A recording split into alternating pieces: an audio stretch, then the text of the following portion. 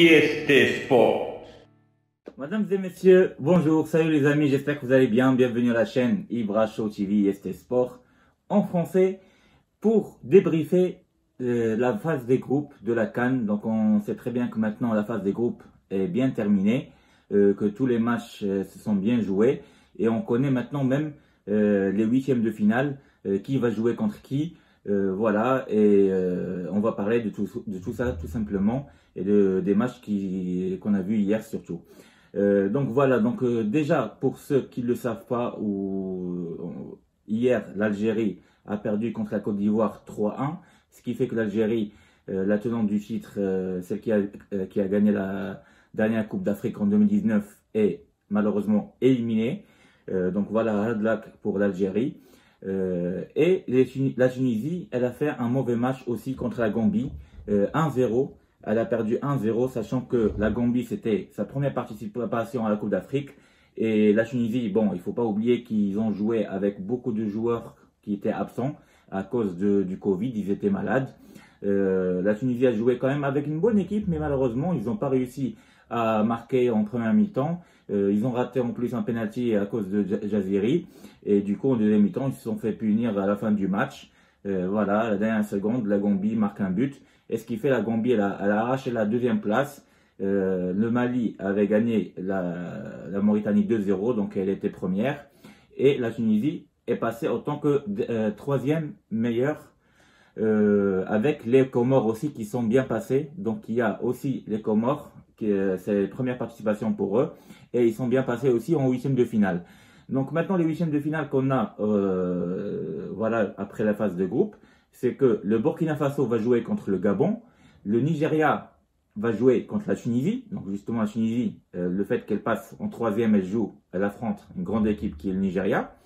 Le Sénégal va jouer le Cap-Vert, le Mali va jouer contre la Guinée équatoriale, la Guinée va jouer contre la Gambie, le Cameroun vont jouer contre les Comoriens, les Comores, la Côte d'Ivoire va jouer contre l'Égypte et le Maroc va jouer contre les Malawi.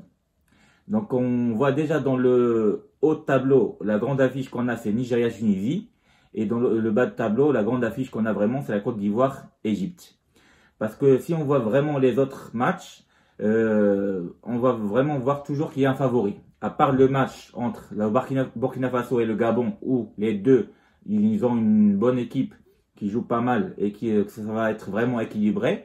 Je pense que dans les autres matchs, normalement, sur le papier, il y a toujours un favori. Par exemple, quand on voit Sénégal-Cap-Vert, même si c'est le Sénégal, ils n'ont rien foutu pour l'instant, ils ont marqué même pas un but sur penalty à la 90e minute en premier match contre le Zimbabwe, ils jouaient très mal en plus, ils ont fait que des matchs nuls et voilà.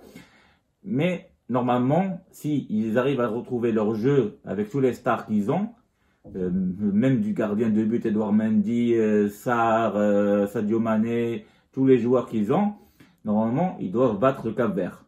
Mali, Guinée équatoriale, avec franchement le jeu qu'on a vu du Mali, normalement le Mali, ils sont favoris aussi. Malgré que la Guinée équatoriale, ils nous ont montré pas mal, un beau jeu, surtout contre l'Algérie, quand ils ont gagné 1-0, et ils ont puni les Algériens quand l'Algérie a raté quelques occasions. Mais le Mali, normalement, est favorite.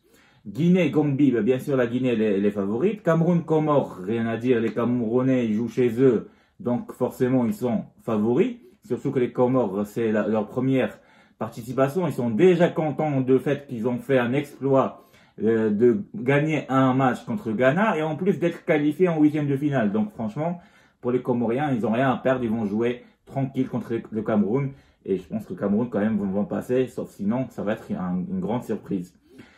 Et le Maroc contre le Malawi, normalement, c'est aussi un match, normalement, où le favori sur papier, c'est le Maroc. Mais comme on n'a jamais oublié qu'est-ce qui nous est arrivé contre le Bénin en 2019.